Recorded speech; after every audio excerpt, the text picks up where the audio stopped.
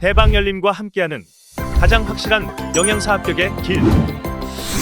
영양사 강의 진행 20여 년 이상, 수많은 합격생들이 추천하는 영양사 특강, 5인의 영양사 합격 전문 교수팀, 20여 년 이상 꾸준히 보완되어 온 강의용 교재. 유사상호를 주의하세요. 대방열림. 안녕하세요. 안녕하세요. 네, 반갑습니다. 예, 이제 저랑 한동안 단체 급식이라는 거를 공부하게 돼요. 예, 단체 급식 또는 저희가 급식 관리라고 부르는데, 이번 시간에는 제가 어떻게 강의할 건지, 그 다음에 단체 급식이란 어떤 건지, 그 다음에 주로 어떤 문제가 어떻게 기출되는지 그거 먼저 설명드릴 거예요. 그래서 저희 같은 경우는 이제 단체 급식, 급식 관리라는 거를 하게 되는데, 여러분들이 이제 영양사 자격증을 따시게 되면은 영양사로 일을 하시게 되잖아요. 그러면 영양사로 일을 하게 되면 뭐 임상 영양사로 일을 하실 수도 있고, 아니면은 급식 관리 영양사로 일을 하실 수도 있고, 상담 영양사로 가실 수도 있고, 아니면 뭐 제약회사 영양사, 연구 영양사 굉장히 종류가 많은데, 가장 많은 분야에서 일하시는 분들이 우리가 일반 영양사 또는 급식 관리 영양사라고 불리는, 여러분들이 그냥 좁은 의미의 영양사예요. 예, 그러다 보니까 이 단체 급식은 그 영양사들의 업무 위주로 저희가 공부를 할 거예요. 예, 그래서 단체 급식은 제가 강의를 하는 데 있어가지고 실제로 여러분들 보시면은 범위가 굉장히 넓어요. 그래서 여러분들이 식품영양학과 다니시면서 뭐 영양학이나 식품학이나 이런 건 확실하게 있잖아요, 과목이. 근데 단체 급식은 여러분들이 그 사이에 배운 뭐 마케팅이라든가 인사관리라든가 급식 경영이라든가 이런 것들이 전부 다 단체 급식에 들어가 있어요. 그래서 범위 자체가 굉장히 넓은 대신에 문제가 아주 까다롭게 나오진 않아요. 그 대신에 여러분들이 범위가 넓은 만큼 문제를 딱 봤을 때, 아, 이건 처음 보는 문제다 싶은 문제가 나와요. 너무 범위가 넓기 때문에. 그래서 여러분들이 저랑 단체 급식 공부를 하면서는 문제를 많이 보셔야 돼요. 많이 풀어보시고 많이 보시면은 실제로 문제 푸시는데 그렇게 까다롭진 않을 거예요. 그래서 요즘 트렌드 자체는 단체 급식이다 보니까 예전에는 문제가 약간 이론 위주로 나왔었거든요. 근데 요즘은 완전 실무 위주로 나와요, 단체 급식이. 예를 들자면은 이제 여성분들 같은 경우는 보통 우리가 권장 식사 패턴이라는 걸 통해 가지고 메뉴를 짜거든요. 그럴 때 뭐 1900 B 형태다라고 하면은 우리가 고기, 생선, 달걀, 콩류 이런 데서 보통 우리가 4회 정도, 하루에 4회 정도 식사를 하거든요. 그러면 예전에는 문제가 어떻게 나왔냐면은 우리가 1900 B 형태의 여성이 우리가 생선, 달걀, 콩류 이거를 하루에 몇 회 정도 섭취를 해야 되느냐라고 하면은 4회 섭취를 한다. 이게 답이었었어요. 근데 요즘은 문제가 어떻게 나오냐면은 이렇게 하는 여성이 아침에는 달걀을 60g 먹고 이제 점심 때는 생선을 이제 70g 먹고 그럼 80g 먹고 그러면 저녁에 우리가 쇠고기 볶음을 하려고 그러는데 과연 쇠고기를 몇 그램 먹어야 되느냐 이런 식으로 나와요, 문제가. 완전 실무 위주로 나온다는 거죠. 예.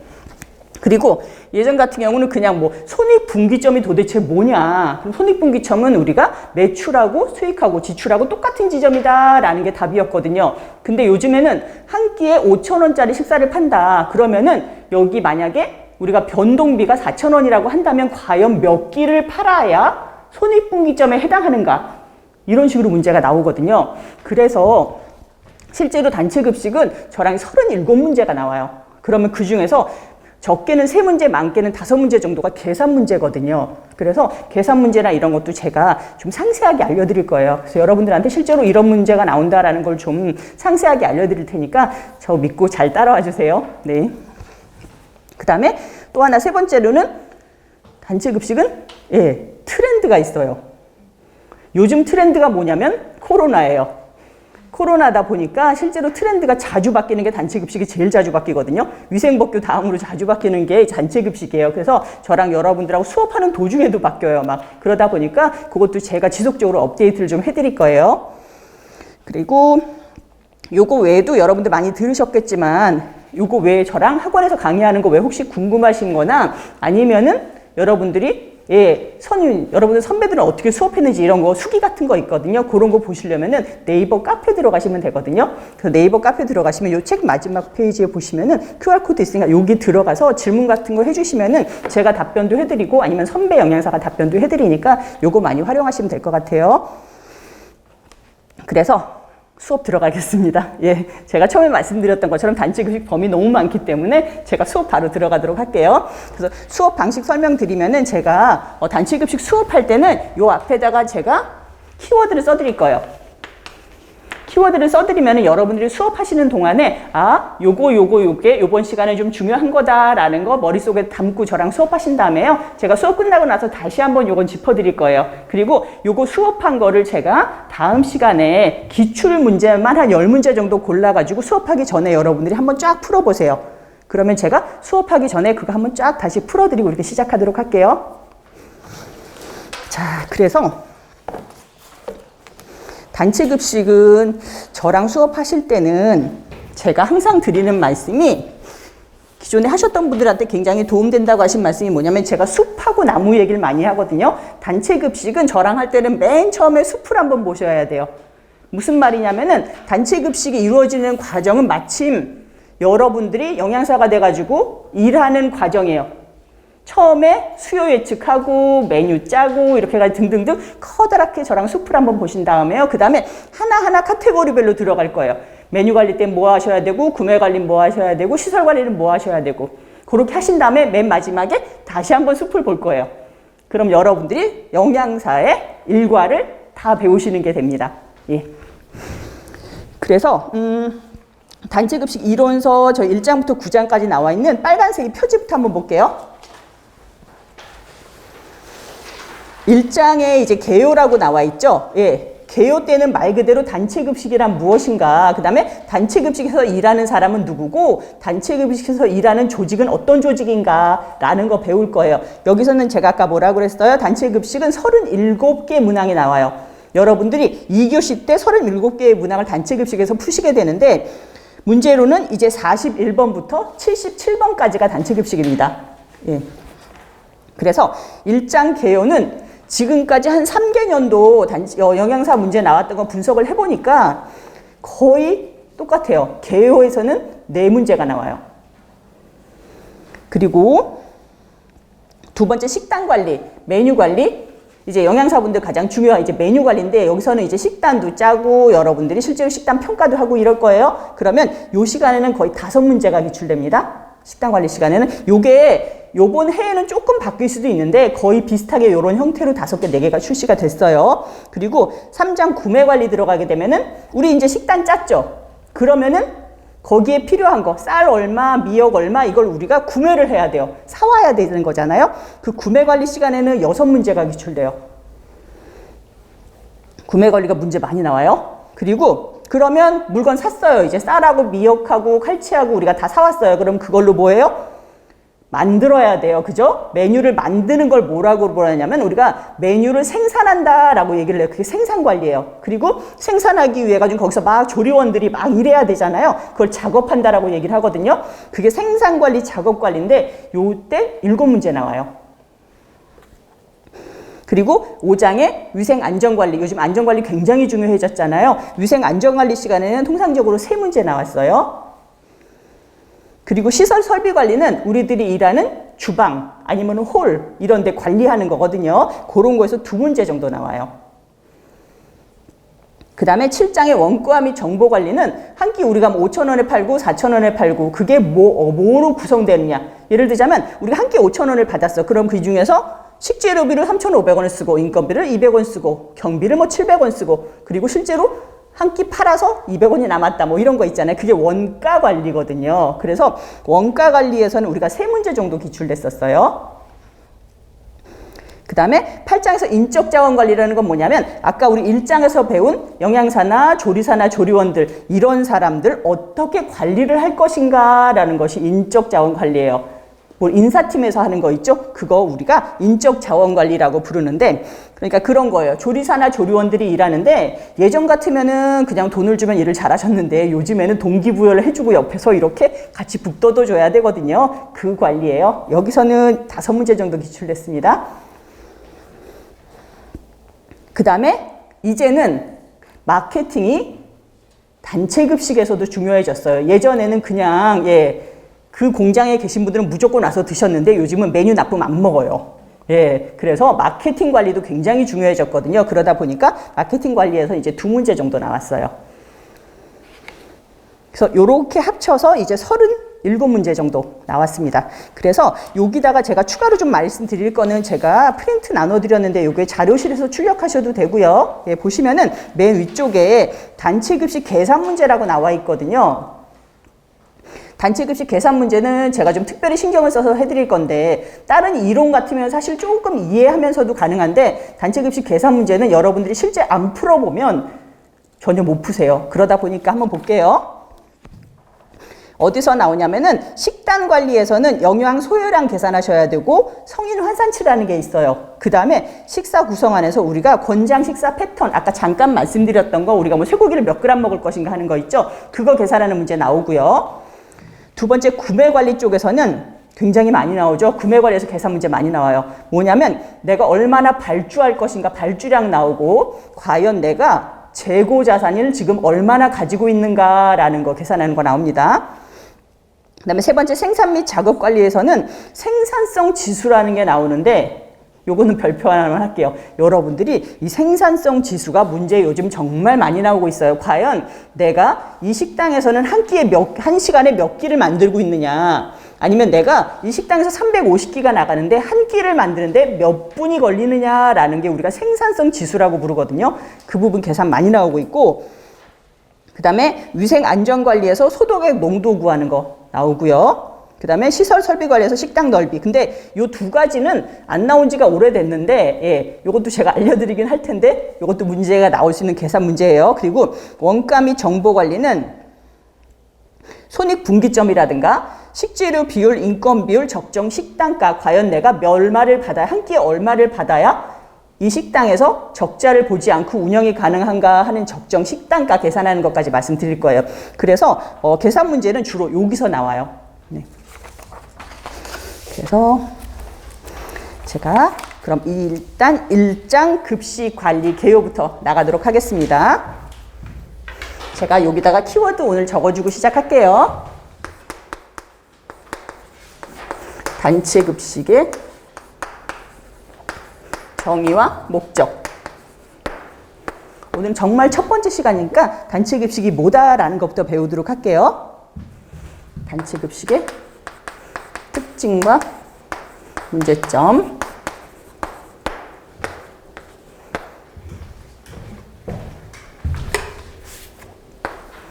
단체 급식의 순환 과정.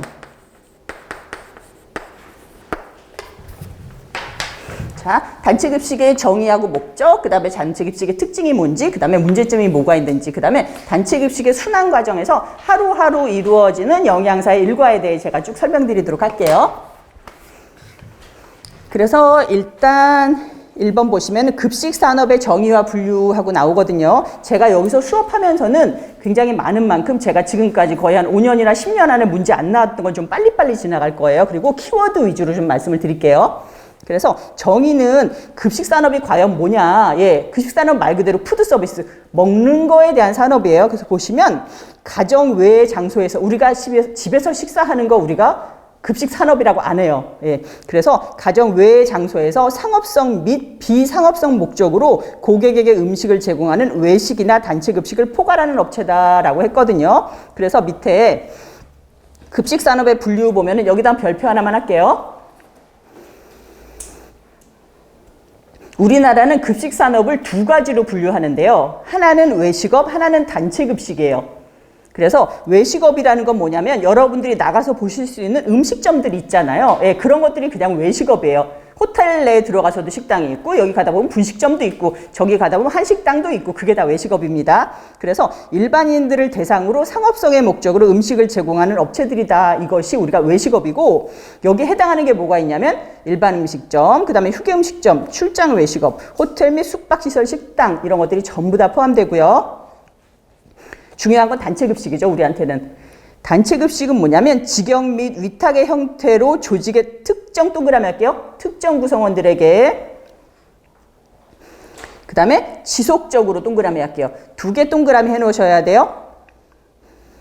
급식을 제공하는 업체들로 구성된 산업이다라고 했는데 그래서 여러분들이 아는 단체 급식 식당들 뭐 교육기관이나 그러니까 초등학교나 중학교나 고등학교나 이런 데 식당들 그리고 산업체 식당 그리고 의료기관, 병원에 있는 식당, 병원에 있는 환자실까지 다 단체급식입니다. 그 다음에 사회복지시설, 그 다음에 군대급식 이런 것들이 전부 다 단체급식인데 외식업하고 뚜렷하게 비교되는 거는 특정인이 지속적으로 식사를 한다.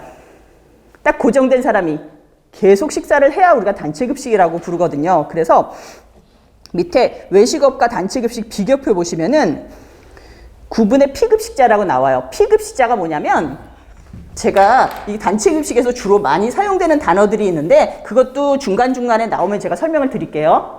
그래서 급식자라는 말이 있고 피급식자라는 말이 있어요. 그러면 급식자라는 말은 뭐냐면 급식을 주는 사람, 영양사나 조리사나 조리 종사원이나 이런 사람들이 급식자고 급식을 당하는 사람이잖아요. 이 사람들은 급식을 먹는 사람들을 우리가 피급식자라고 불러요. 그러니까 요거는 다른 말로 뭐라고 얘기할 수 있냐면 급식 대상자라고 불러요. 그러니까 식사를 하는 사람들, 이 사람들을 외식업은 불특정 다수다. 그러니까 정해져 있지 않아요. 뭐 A 설렁탕이 있다. 저기 설렁탕 집이 있는데 뭐 이 사람이 가서 식사하고 계속 거기서 식사하는 게 아니에요. 지나가다가 아, 식당에 마음에 든다라고 식사를 할 수도 있어요. 그거는 우리가 불특정 다수라고 불러요. 일반인인 거죠. 그냥. 근데 단체급식은 특정인이 식사를 해요. 무슨 말이냐면 내가 A전자 식당이다. 그럼 A전자 직원들이 여기 와서 계속 식사를 하잖아요. 그걸 우리가 특정인이 식사를 한다고 말을 해요. 고정된 이 사람이 계속 식사를 하기 때문에 특정인. 그리고 두 번째 지속성이라는 건 뭐냐면 과연 계속 와서 식사를 하느냐, 어제도 와서 식사하고 오늘도 식사하고 앞으로 이 사람이 이 회사 다니는 한 계속 여기서 식사를 할 거다라고 하면 그건 지속성이 있는 거예요. 하지만 외식업은 뜨내기 손님이라고 하면 좀 미안하고 오늘은 누가 왔다가 내일은 또 딴 사람이 오고 이러잖아요. 그게 외식업의 특징이라는 거죠. 그래서 외식업은 지속성이 없고요. 단체급식은 지속성이 있어요. 이 두 가지가 가장 큰 특징이고 그 밑에는 메뉴는 외식업 같은 경우는 고정 메뉴라고 얘기하는데 고정 메뉴는 뭐냐면 설렁탕이면 어제도 팔고 오늘도 팔고 내일도 팔고 계속 똑같은 게 고정돼 있어 메뉴가. 저쪽에 스파게티 집 가니까 맨날 스파게티가 나와. 항상 똑같은 스파게티를 언제 가도 먹을 수 있어. 이건 고정 메뉴예요. 하지만 변동 메뉴라는 거는 어제는 돈가스였는데 오늘은 김치찌개고 그 다음날은 설렁탕이야. 메뉴가 맨날 바뀌죠. 단체급식은. 그래서 메뉴가 변동한다라고 해서 변동 메뉴라고 불러요. 그 다음에 가격은 외식업 같은 경우는 다양해요. 스파게티는 9,000원, 그 다음에 피자는 13,000원, 그 다음에 콜라는 2,000원 이렇잖아요. 단체급식은 단일하다는 게 무슨 말이냐면 저기 들어가면 한 끼 7,000원 아니면 한 끼 5,000원 이렇게 정해져 있어요. 단일 단가죠. 그리고 수요라는 건 뭐냐면 몇 명이 먹을 것인가 라는 거거든요. 근데 외식업 같은 경우 변동폭이 굉장히 넓어요. 왜냐하면 오늘 갑자기 대박 나서 오늘 100명이 먹었어. 여기 분식집에서. 근데 그 다음날 되니까 2명밖에 안 먹었어. 수요 변동폭이 굉장히 크잖아요. 근데 아까 얘기했던 우리 A전자 식당에 200명이 근무해요. 그러면 여기서 플러스 마이너스 10%를 잘 안 넘어요. 왜냐하면 이분들 다 여기 와서 먹기 때문에. 그래서 단체급식은 변동폭이 작다라고 얘기를 할 수가 있어요. 근데 이것도 아까 마케팅 얘기하면서 제가 말씀드렸는데 요즘은 변동폭이 좀 커요. 날씨 좋고 막 벚꽃놀이 하려면 다 나가버리고 오늘 갑자기 비 오면 우르르 식당 와서 먹고 그러긴 하거든요. 그래도 외식보다는 변동폭이 작다라고 볼 수 있습니다. 그다음에 관리자가 외식업은 이제 매니저나 점장이란 분들이 매니저로 일을 하게 되는데 관리자가 단체급식은 거의 영양사가 관리자로서 일을 하게 됩니다. 그래서 여기 비교표는 여러분들 지금까지 다 아시는 내용이거든요. 다 아시는 내용인데 그냥 머리 정리하라고 이렇게 만들어 드린 거예요. 그래서 여기까지는 문제가 어떤 유형으로 많이 나왔었냐면은 주로 많이 나왔던 게 다음 중에서 외식업에 해당하는 식당은 무엇이냐 아니면은 다음 보기 중에서 단체급식에 해당하는 식당은 무엇이냐라는 문제가 꽤 많이 나왔었어요. 그리고 단체급식의 가장 큰 특징은 무엇이냐라고 했을 때는 특정인이 지속적으로 식사를 한다라는 것이 가장 큰 특징이에요. 단체급식은. 그 다음에 단체급식 정의를 물어본다고 해도 특정인이 지속적으로 하나의 식당에서 계속 식사를 한다라고 보시면 됩니다. 그리고 여기서 하나 제가 요점을 드릴 게 우리가 아까 급식산업 하면서 상업성과 비상업성이라는 얘기를 했었거든요. 상업성, 상업적, 그 다음에 비상업적이라는 얘기를 했는데 이건 뭐냐면 상업적이라는 건 뭐냐면 이 사업을 해서 돈을 번다는 얘기예요. 비상업적이라는 거는 이 사업을 해서 돈을 벌지 않아요. 나는 이거 예를 들자면 뭐 종교 단체라든가 이런 거는 비상업적인 단체라고 부르잖아요. 근데 상업적인 거 비상업적인 거를 왜 말씀드리냐면 예전에 우리나라에서 급식산업을 분류를 어떻게 했었냐면은 상업적인 것과 비상업적인 걸로 분류를 했어요. 예전에는 두 가지가. 근데 이제 어떻게 바뀌었다? 외식업과 단체급식으로 바뀌었잖아요. 그래서 요즘은 물어보면 상업적인 급식, 비상업적인 급식 합쳐서 우리가 급식산업이다라고 얘기를 안 해요. 외식업과 단체급식 합쳐서 이 이유가 뭐냐면은 단체급식이 예전에는 비상업적인 급식이었어요. 예를 들자면 A전자가 있다. 그러면 A전자 사람들 빨리 식사하고 그냥 좀 쉬시라고 식당을 만들어줬어요. 왜냐하면 일일이 도시락 싸갖고 다니기 힘드니까. 그리고 학생도 학교 안에 뭐 식당 만들고 하잖아요. 실제로 단체급식 식당을 만든 이유는 복리후생이나 좀 편하라고 만들어준 거거든요. 그러다 보니까 그걸 해가지고 내부적으로 돈을 벌겠다 이런 뜻이 아니었어요. 그래서 비상업적인 급식이 단체급식이었었어요. 근데 뭐가 생겨났다? 위탁급식 업체가 1989년도에 생겨났어요. 우리나라는 특히나 대기업에서 다 갖고 있잖아요. LG 쪽에 아오մ 있고, 그 다음에 삼성에도 있고, 그 다음에 한화도 갖고 있고, 다 갖고 있잖아요. 그러다 보니까 위탁급식 업체가 생겨났는데, 이거는 단체급식이면서 상업적인 급식이야. 그러니까 이 꼴이 표현이 안 되는 거야. 예전에는 상업적인 급식 외식업, 비상업적인 급식 단체급식이었는데, 단체급식인데 분명히 이게 상업적인 급식이란 말이에요. 그러다 보니까 이게 안 되는 거예요. 그래서 이제는 외식업하고 단체급식이고 단체급식도 반드시 비상업적인 급식은 아니다라는 거예요. 위탁급식 업체가 있기 때문에. 네. 그 다음에 급식산업의 최신 경향 말씀을 드릴 텐데 급식산업의 최신 경향은 아무래도 위탁 경영이 직영에서 위탁으로 아직까지 많이 넘어가고 있고 위탁이 아직까지 더 많아요. 우리나라는. 그리고 실제로 미국이나 일본 같은 데는 우리나라보다 이제 급식 문화가 좀 일찍 시작이 됐거든요. 그런데 보면 거의 90% 이상이 위탁급식을 하고 있기 때문에 우리나라도 위탁급식이 계속 좀 많이 늘어날 것 같아요. 그 다음에 프랜차이징. 이거는 뭐냐면은 단체급식도 프랜차이즈가 들어가서 하게 돼요. 여러분들 뭐 파리바게뜨나 이런 거 많이 운영하는 SPC라는 그룹도 이제 급식을 해요. 단체급식을.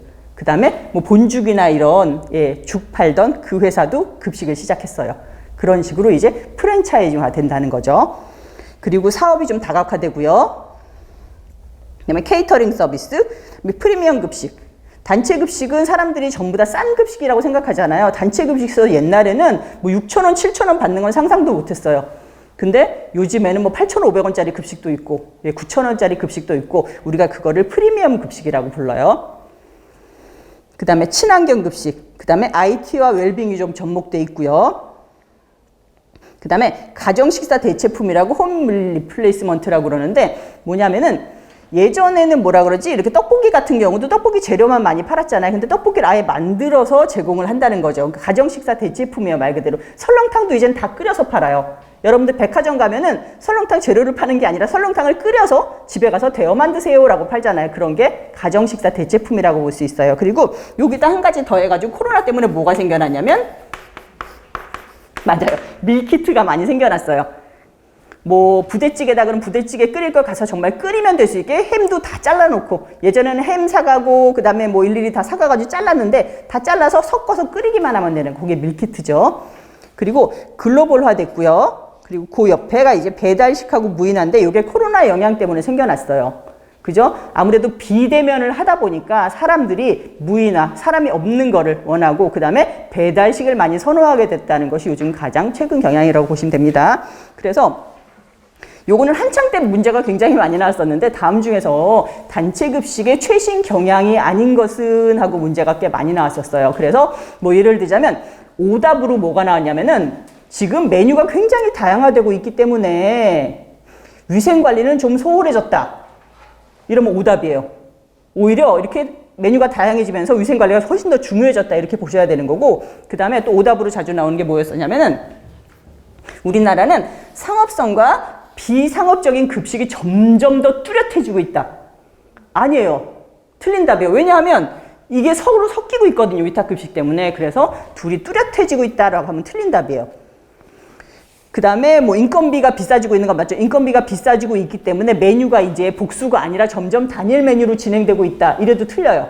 메뉴는 여러분들 점점 더 다양해지고 있어요. 지금은 메뉴 한 가지 나오는데 식당 거의 없어요. 보통 복수 이상 메뉴에 주면서 선택성을 주거든요. 네, 그런 게 주로 틀린 답이었습니다. 그 다음 장에 이제 단체급식의 정의와 목적 볼게요. 단체급식 정의는 우리가 앞에서 말씀드렸어요. 특정한 사람들을 대상으로 지속적으로 음식을 공급한다라고 했는데 그 밑에는 법적 근거를 좀 알려드릴게요. 식품위생법 제2조 제12항에 보면은 집단급식소란, 근데 아직까지 법에는 집단급식소란 영리를 목적으로 아니한다라는 말은 들어가 있어요. 근데 집단급식소 중에서도 이제 위탁급식 하는 데는 영리를 목적으로 하지만 아직까지 법적으로는 이렇게 돼 있어요. 그래서 법적으로 얘기하는 집단급식소는 영리를 목적으로 하지 아니하면서 특정 다수인에게 계속적으로 음식을 제공한다. 이 세 가지가 다 들어가 있어야 집단급식소의 정의입니다. 그 다음에 뭐 기숙사나 학교, 유치원, 어린이집이나 병원이나 사회복지시설이나 산업체나 등등 그 밖에 후생기관 등등이고요. 그 밑에 볼게요. 식품위생법 시행령 제2조에 의하면 집단급식소는 1회 동그라미 할게요. 50명 이상에게 식사를 제공해야 우리가 집단급식소라고 불러요. 저쪽에 공장이 조그만 공장이 하나 있는데 한 5명이서 식사를 해요. 그럼 우리가 집단급식소라고 안 불러요. 우리가 1회 50명 이상이라고 집단급식소라고 부르고요. 그 다음에 식품위생법 시행령 제21조 8항에 보면 식품접객업에 들어가요. 위탁급식은. 식품접객업 중에서 우리가 위탁급식 영업이란 집단급식소를 설치 운영하는 자와의 계약에 따라서 그거를 제공하는 거, 위탁 계약을 맺어서 제공하는 걸 우리가 위탁급식 영업이라고 불러요.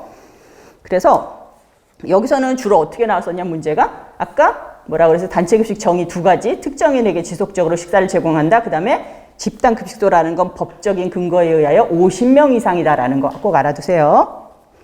그 다음에 목적이 나오는데 목적은 제가 별표 하나만 할게요.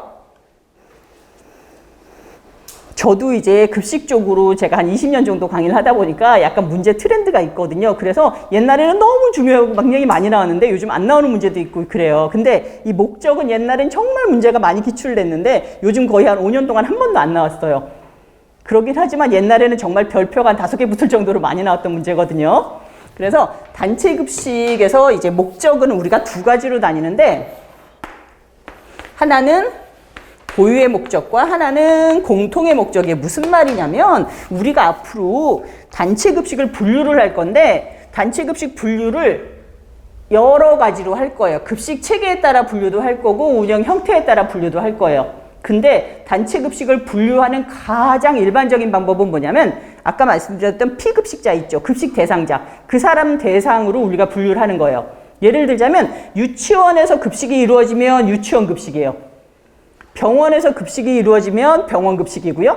대학교에서 급식이 이루어지면 대학교 급식이에요. 이런 식으로 먹는 사람 대상으로 우리가 분류를 하거든요.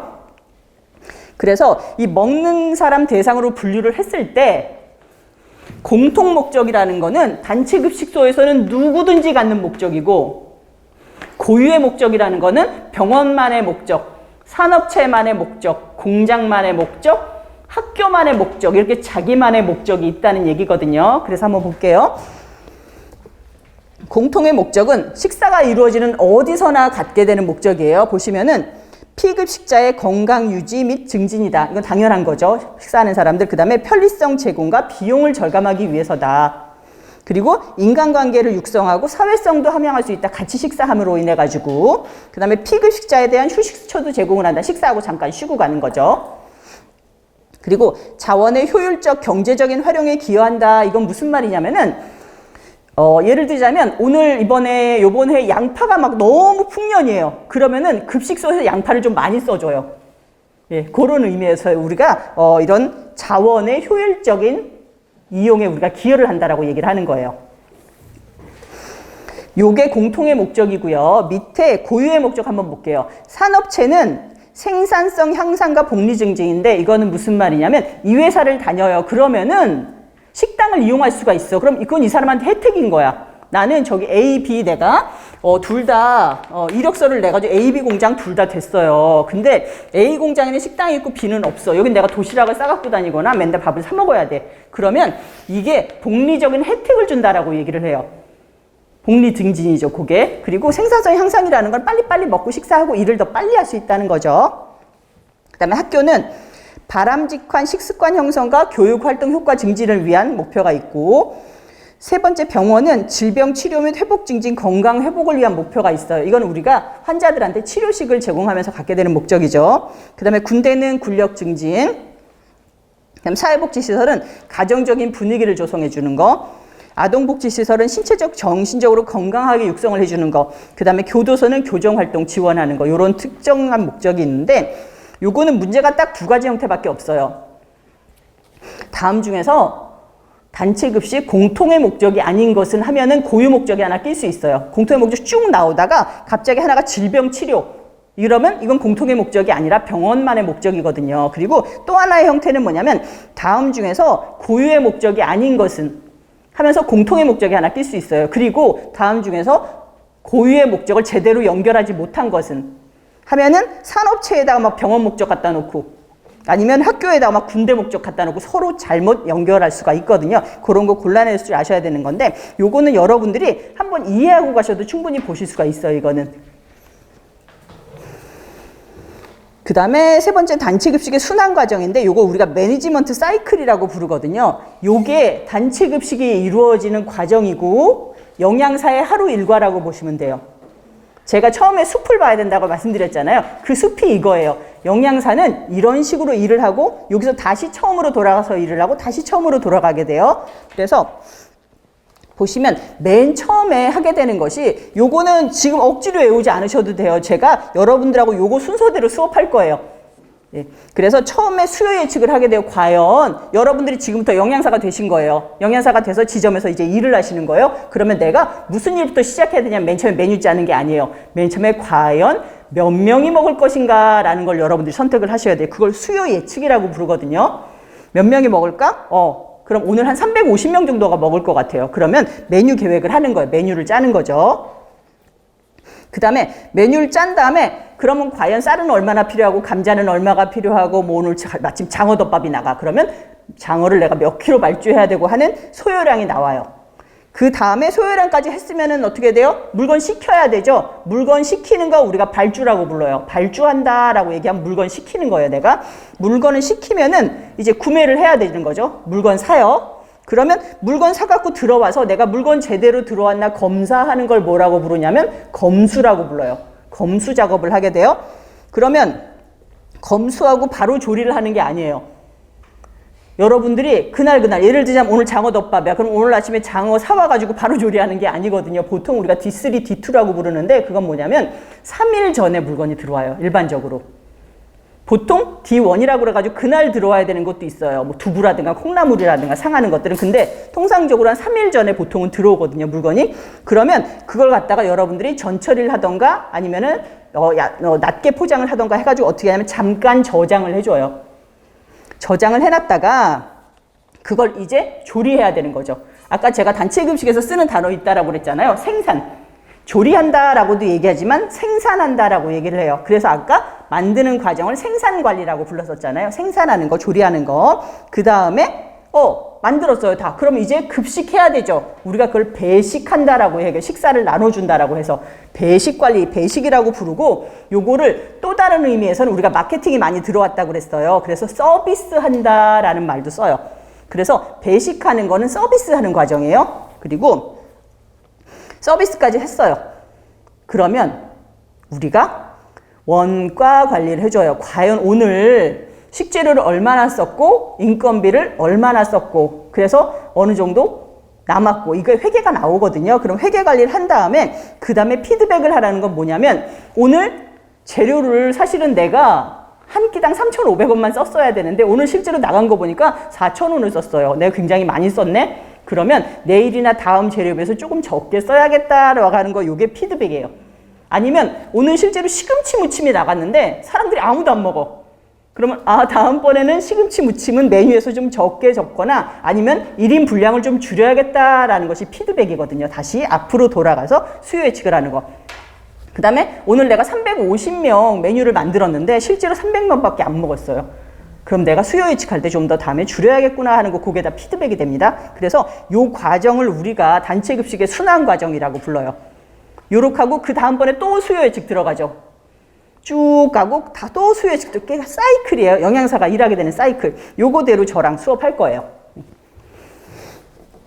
그래서 그 밑에 계획 실시 평가라는 게 나오는데 앞으로 이제 영양사가 하는 업무에 대해서 너무 많을 거예요. 영양사가 실제로 너무너무 많은 일을 해요. 그러다 보니까 이렇게 수도 없이 나올 건데 요거는 제가 경영 관리에서 다시 한번 말씀드릴 거지만 우리가 경영 관리가 이게 순환하는 거거든요. 그러다 보니까 우리가 어떻게 얘기를 하냐면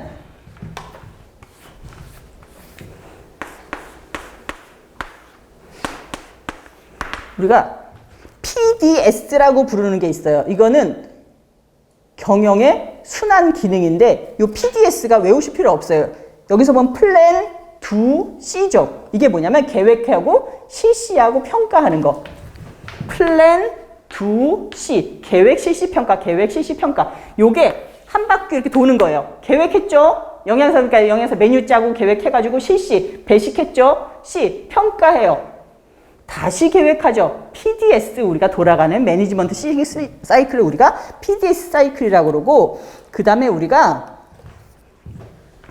POC라는 게 있는데 요거는 제가 조직할 때 다시 한번 해드릴 건데, 저건 뭐냐면 내가 계획 세웠다가 그 다음에 조직을 만들고 그 다음에 우리가 뭐예요? 컨트롤, 통제한다라는 거에서 POC라고 부르는데 영양사 업무 같은 경우는 주로 PDS로 많이 나누긴 해요. 그래서 여러분들 제가 PDS라고 써놨는데 계획에 필요한 거는 인력 계획, 영양 계획, 메뉴 계획, 운영 계획, 구매 계획 등등등 많아요. 이런 것들이 다 계획에 들어가고요. 실시에 들어가는 건 식단 작성, 구매하거나 검수하거나 저장, 조리, 생산, 배식 이런 것들이 전부 다 실시에 들어가고요. 두에. 그 다음에 평가에 들어가는 것이 메뉴 평가, 원가 관리, 각종 일지, 재고 조사 이런 것들이 다 C에 들어가는데 여기서 문제 어떻게 나왔었냐면요. 다음 중에서 영양사 업무 중에서 평가에 해당하지 않는 것은 하면서 위에 나와 있는 인력계획이나 영양계획 같은 거 하나 끼워놓으면 이거는 평가가 아니라 계획이다 라는 거 아셔야 된다는 거예요. 예, 그래서 요 세 가지 분류 나누시는데 그렇게 어렵진 않은 게 계획에 들어가는 애들은 다 계획자가 붙어요. 뒤에 운영계획, 구매계획, 식수 예측 다 계획자예요.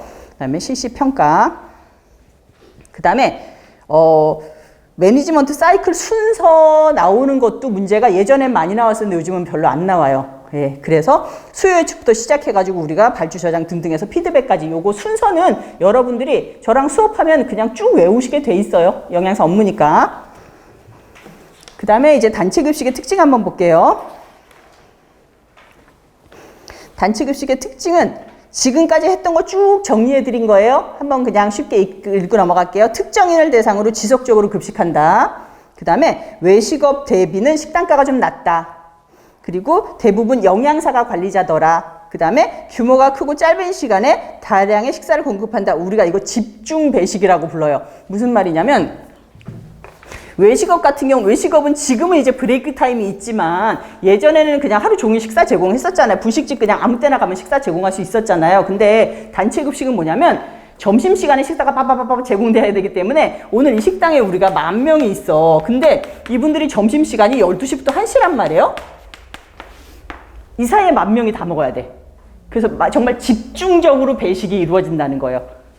우리가 집중 배식 아니면 피크타임 배식이라고 부르거든요.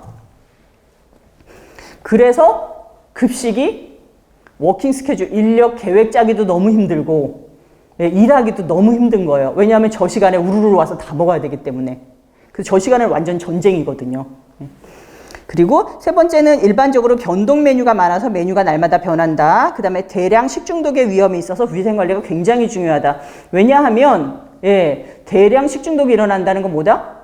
왜냐하면 똑같은 음식을 그 많은 사람들이 먹기 때문에 한 사람이 식중독이면 다 걸리는 거예요. 외식업 같은 경우는 시간도 길고, 그쵸? 누구는 2시에 와서 먹었고 누구는 7시에 와서 먹고 하다 보니까 이렇게 분산되는데 급식 같은 경우는 10,000명이 여기 한꺼번에 똑같은 음식을 먹는단 말이에요. 그러면 식중독이 하나가 발생하면 거의 다 대량으로 발생할 수밖에 없다는 거죠. 그 다음에 작업관리 인력 운영은 이제 체계적으로 이루어진다라는 거. 요게 단체급식의 특징이에요. 문제가 나오면은 예전에는 다음 중에서 단체급식의 특징이 아닌 것은 하면서 뭐 메뉴가 변동 메뉴가 아니라 고정 메뉴라든지 뭐 이런 식으로 된 적이 있었어요. 그 다음에 단체급식의 문제점 할게요. 단체급식은 문제점이 있을 수밖에 없는 게 여러 명이 한꺼번에 식사를 하기 때문에 불만이 생길 수밖에 없어요. 그래서 여러분들 혹시라도 주변에서 단체급식에 와서 요즘은 이제 많이 해요. 근데 예전에는 와가지고 식사를 해보더니 와, 이 식당 단체급식 너무 맛있다라는 얘기 안 하잖아요.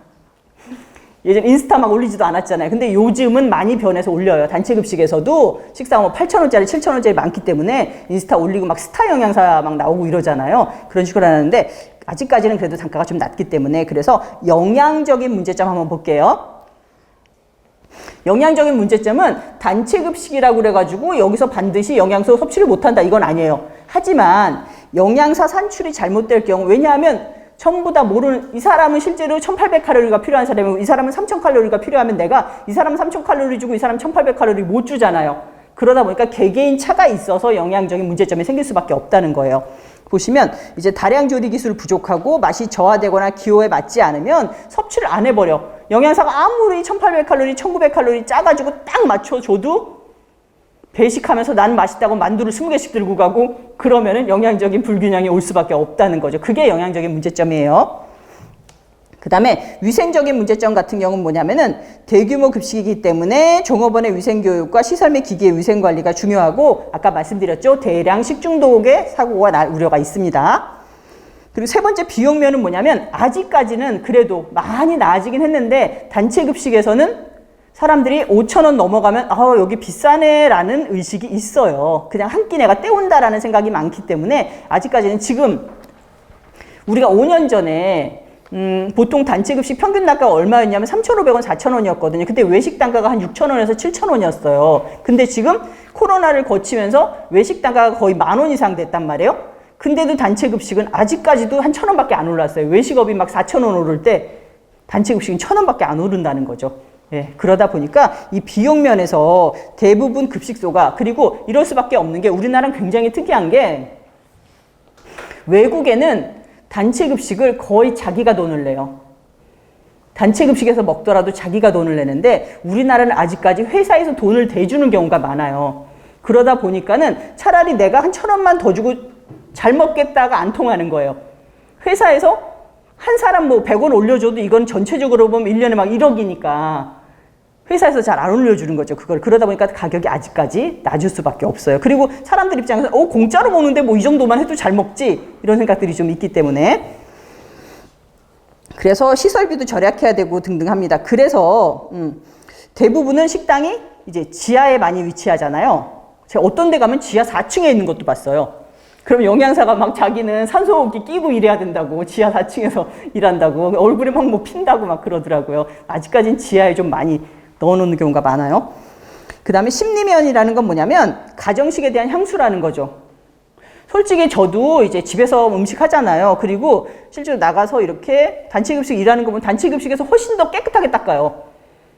집에서는 한 번만 대충 헹굴 거 거기서는 혹시라도 문제 내면 안 돼가지고 몇 번을 닦거든요. 거기다 음식도 온갖 레시피 맞춰가지고 하고 집에서 막 대충대충 하잖아요. 그래도 아직까지는 집에서 만든 게 더 맛있다는 사람들이 많아요. 이게 가정식에 대한 향수 때문에 우리 엄마가 끓여주는 김치찌개 그게 최고인데 라고 얘기를 하거든요. 예, 그래서 이 가정식에 대한 향수 때문에 심리적으로 단체급식은 맛이 없어 라고 생각한다는 문제점이 있다는 거죠. 그래서 실제로 그 뒷장 넘기게 되면 개선 방안이 있어요. 그냥 이렇게 할 게 아니라 개선 방안을 많이 만들었죠. 그래서 기호도 충족 및 잔식 해소란 말이 나오는데 이건 뭐냐면은 사람들이 음식을 남기거나 이러는 게 있잖아요. 그렇기 때문에 이거를 좀 우리가 어떻게 개선해보자 라고 해서 지속적인 모임, 과연 이 집단은 내가 영양관리를 맡은 이 집단은 무슨 음식을 좋아하느냐, 닭을 좋아하느냐, 돼지고기를 좋아하느냐, 아니면 튀김 요리를 좋아하느냐, 찜 요리를 좋아하느냐, 이걸 자주 설문조사 같은 걸 해가지고 잔반 안 남기게 아니면 이 사람들이 만족할 수 있도록 우리가 많이 조사를 하기 시작했다는 거죠. 요게 개선 방법이고요. 그다음에 급식 관리자의 자질을 많이 향상시켰어요. 그래서 우리가 요즘 급식 경영이란 말 많이 쓰죠. 급식 자체가 정말 경영이 됐어요. 예. 그리고 세 번째는 위생적인 급식 관리를 위해서 우리가 햇섭 인증 많이 받기 시작했고요. 합리적인 경비 절감인데 그냥 경비 절감을 해서는 안 되고 합리적으로 경비 절감을 해야 돼요. 우리가 사실은 원가 관리 하다 보면은 가장 쉽게 할 수 있는 경비 절감이 뭐겠어요? 여러분들 만약에 내가 한 끼에 5,000원을 받고 있어요. 근데 내가 여기서 재료비를 3,500원을 쓰고 있어요. 70%나 쓰고 있단 말이야? 그러면 근데 운영하다 보니까 원가 관리를 하다 보니까 뭐 마이너스 100원씩 막 적자가 나는 거야. 한 끼 팔아가지고. 그러면 가장 쉽게 줄일 수 있는 게 뭐겠어요? 재료비잖아요. 인건비는 생각보다 못 줄여요. 자를 수가 없어서. 그래서 재료비를 쉽게 줄여요. 3,500원 재료비를 김치를 국내산을 쓰다가 갑자기 중국산을 써. 국내산 김치하고 중국산 김치하고 3배 차이 나거든요.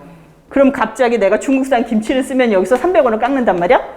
그럼 3,200원 쓸 수 있잖아요. 그래서 요게 가장 쉬운 건데 그렇게 하시면 안 돼요. 그럼 먹는 사람들 금방 알아요. 아, 식사질이 너무 떨어졌다. 그래가지고 오히려 식수가 떨어져가지고 계속 악순환을 하게 되는 거거든요.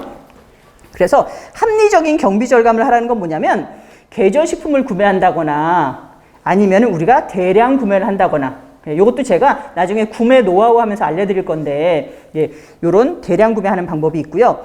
근데 합리적인 작업 관리 같은 경우는 우리가 작업 분석이라는 거 배울 거예요. 이게 뭐냐면 조리원들이 어떤 식으로 일을 하고 있느냐. 예를 들자면 이런 거예요. 작업 관리가. 오늘은 제가 맛만 보여드리는 시간이니까 나중에 작업 관리할 때 아주 상세하게 해드릴 거예요. 근데 여기가 전처리실이야. 여기서 막 내가 전처리에 감자도 깎고 그다음에 생선 머리도 치고 막 해요. 그래가지고 여기 창고 저장실에다 잠깐 저장을 해요. 그랬다가 여기 조리실이 있어요. 조리실에서 내가 조리를 막 해. 근데 만약에 요게 거꾸로 돼가지고 여기 전처리실이 있고 여기 조리실이 있고 여기 창고가 있어요. 그러면 내가 전처리실에서 전처리를 막 해. 그래가지고 여기 창고로 가져갔다가 음식하려면 또 이렇게 갖고 와야 돼.